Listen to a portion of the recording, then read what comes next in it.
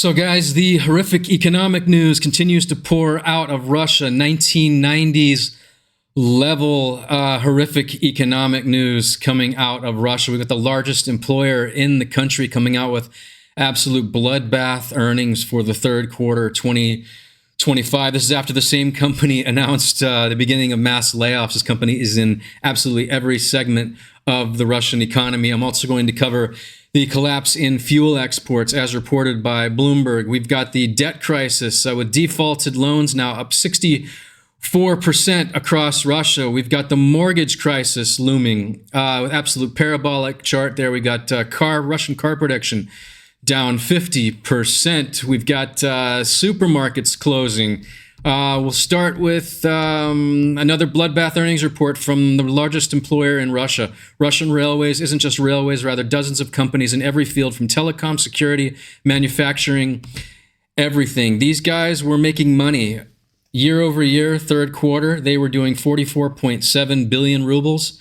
And for this quarter, they are negative 4.207 billion rubles. This is one of the largest companies. The history of this company is it was railways back in 50 years ago, but it was sort of after the collapse of the USSR. It sort of became Putin's slush fund, where he would just collect all these companies, and it's sort of one of his little slush funds, as in same as Gazprom, any of these large companies, Rosneft. It's sort of his little piggy bank. He just does what he wants with it. If you were given the project to run or something, you can get a couple $1 million a year and live in a nice house.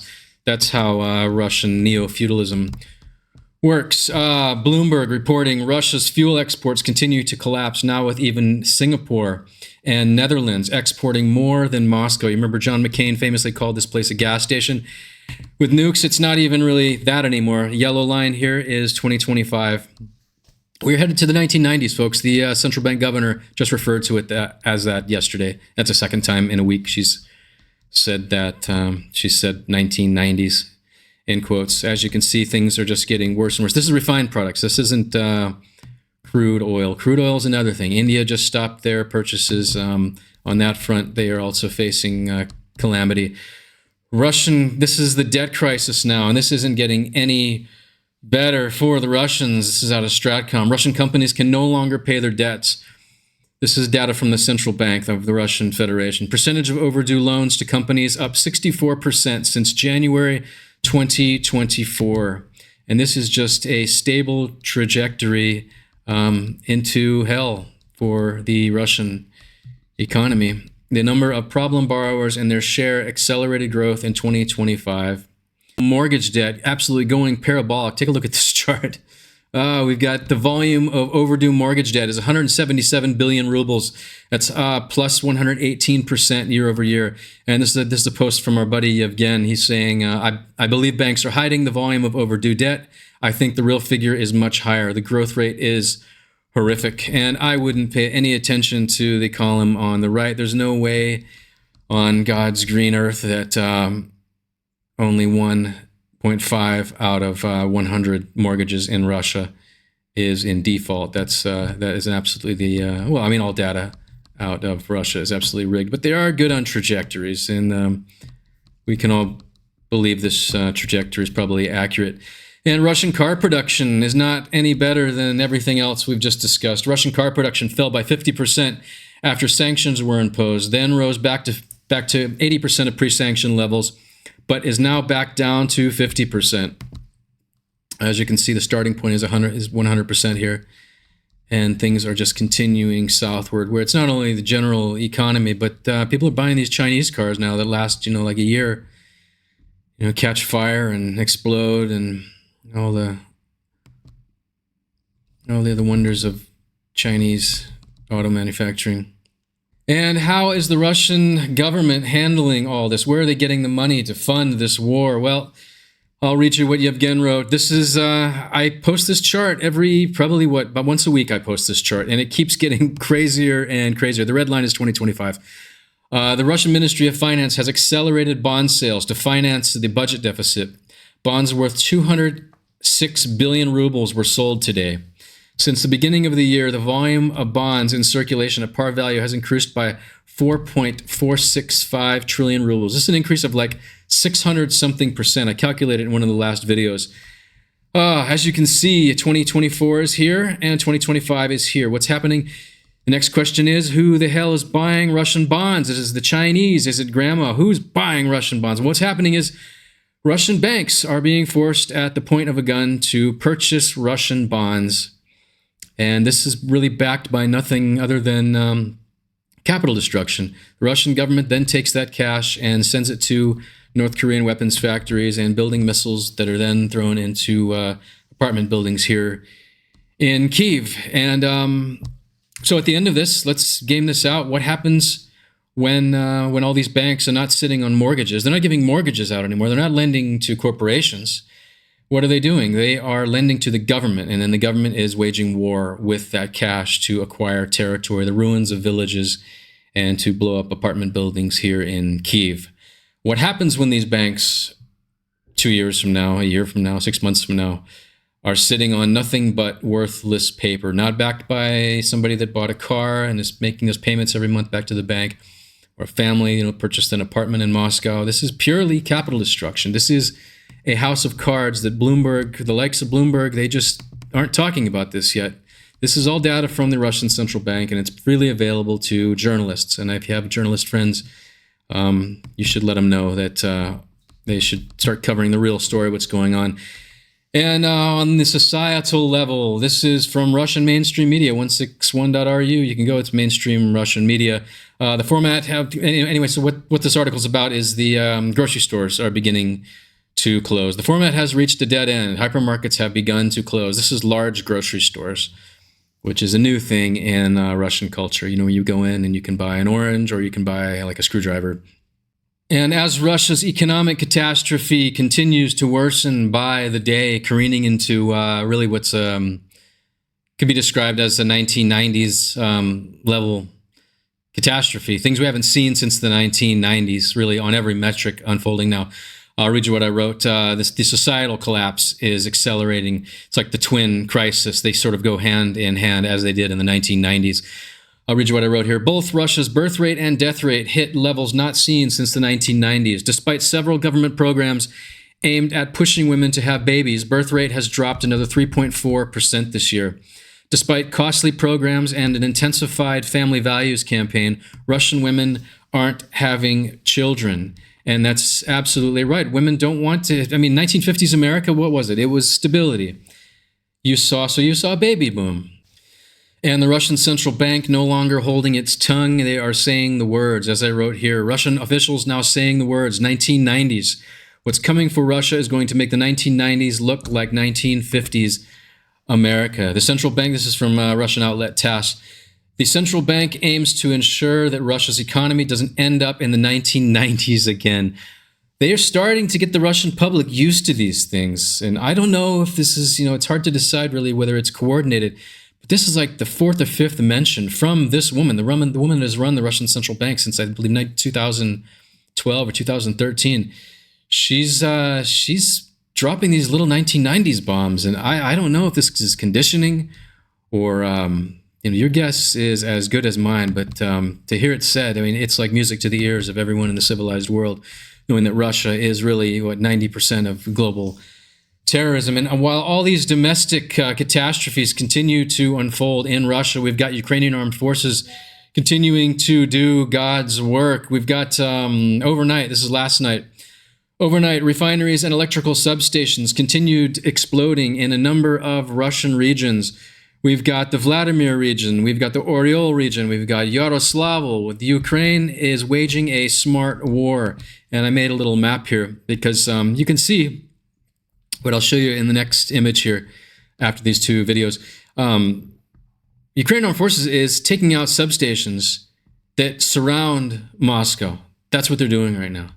Because it's not only with a logistics intent, but this is going to be a major propaganda loss for the Gargoyle Fuhrer there in Moscow. I'll show you the map for those playing at home in a second here. And these are just some videos from the strikes last night. Several strikes on a number of substations.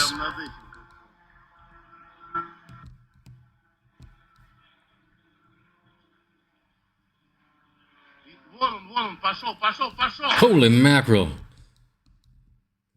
That's precise. This is 600 kilometers from the front line. Precision strikes, no Russian air defenses. And this is a massive electrical substation. 35,000 people in Russia lost their electricity because of this particular strike.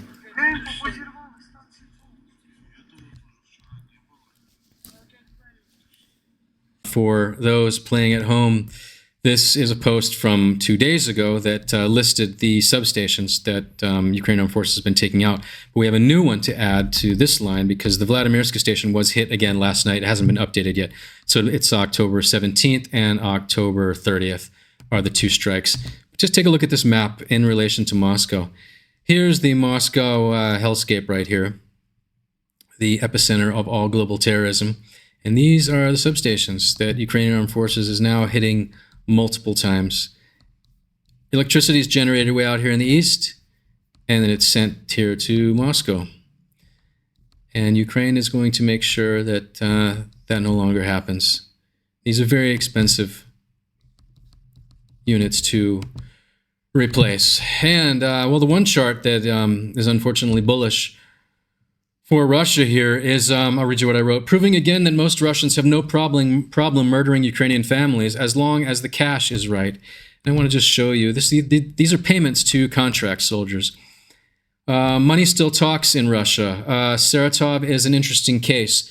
In general, the region was reaching its quota with very small bonus payments. This is about recruiting contract soldiers, people that are willing to take cash in exchange for going into Ukraine. The quota is not known precisely, but close to the dotted line. When they increased their regional bonus this summer, recruitment took off. Let's go back to the beginning of the war. It doesn't go all the way back. But when Russia really started needing guys, they brought in the North Koreans, and in parallel to that, they began this program where they would pay you sort of what is equivalent to like a few years' salary working in whatever Russian hell state that you were currently employed within. And this is what happened. All of a sudden, recruitment numbers spiked. Recruitment numbers absolutely spiked. And after a while, guys came home with no arms and legs, bodies in bags, and they said, you know, guys, this isn't for me. Recruitment numbers fell. So what did the Russian government do? They raised the offers, raised it. See here. What happened? Recruitment numbers took off again, but not as high as before. Took off. Look, that is for me. I'll go to Ukraine. Yes, that sounds like something I'll do. I will be willing to murder Ukrainian families in exchange for some cash. Guys came home in body bags, arms and legs, no arms and legs in some cases. It's not for me. And then again, kind of bounced in this as the economy went down. It became more of an incentive. And now, as there's no money in Russia now, as every segment of the economy has completely collapsed, the military really is the only option for many of these guys. And so when they raised it again here, after the collapse, boom, vertical, highest levels of the war. And really, it's just about offering Russians the right amount of money, and they're willing to do absolutely anything. Since 1917, this culture has been de-intellectualized. And as Zelensky said, it was like they unleashed wild beasts from Russia, seeing the things that they did in Bucha and in every area of Ukraine that Russians have managed to occupy. And speaking of Russian atrocities, yesterday we were spared here in Kyiv. They weren't sending missiles and drones in great volume here to Kyiv, but they had a number of cities out. This girl was in Vinnytsia, along with many people that were murdered by Russians yesterday over the course of that 24 hours. I believe it was 12 or so. It was a couple children.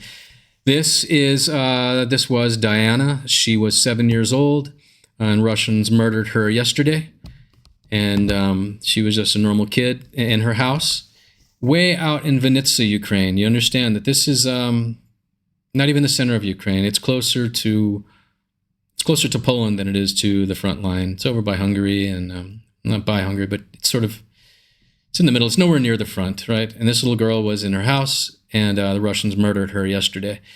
This is Russian culture. This is what Russians do everywhere they are allowed to go in Ukraine. Anywhere their missiles are allowed to go, and Their plan is to first get Ukraine and Ukraine's massive resources and Ukraine's strategic locations, and then consolidate those gains and take a couple, 2-3 years to rebuild their war machine. And then they plan on going into the Baltics and Moldova with each successive step, just like Hitler, the resources and strategic locations of those areas and the people are then mobilized and to strengthen the war machine. And then they go further. And they plan to do all of this with the intent of going against NATO in a coalition of terror with China's backing and North Korean meat, as well as a number of, Russia's had, Russia's staged coups in 7 African nations in the past 3 years, slowly getting control of all that wealth, the gold, the rare earths, in conjunction with China. China uses Russia as the battering ram to smash up the Western world. China doesn't care whether Russia exhausts itself, because then China will just come in and pick up the pieces. But as much as Russia is able to take, China will benefit from this.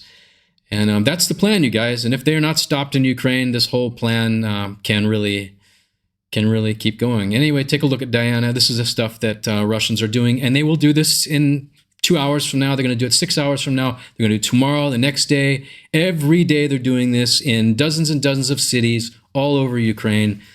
That's what this is about. So if you want to, depends what kind of world you want to live in. You want to live in a world, if you want to live in a world like this, then, forget about Ukraine and, I don't know, go ride a bike or whatever it is you do with your time. But if you want to stop this, just let people know, get people to understand what's happening in Ukraine and how important it is.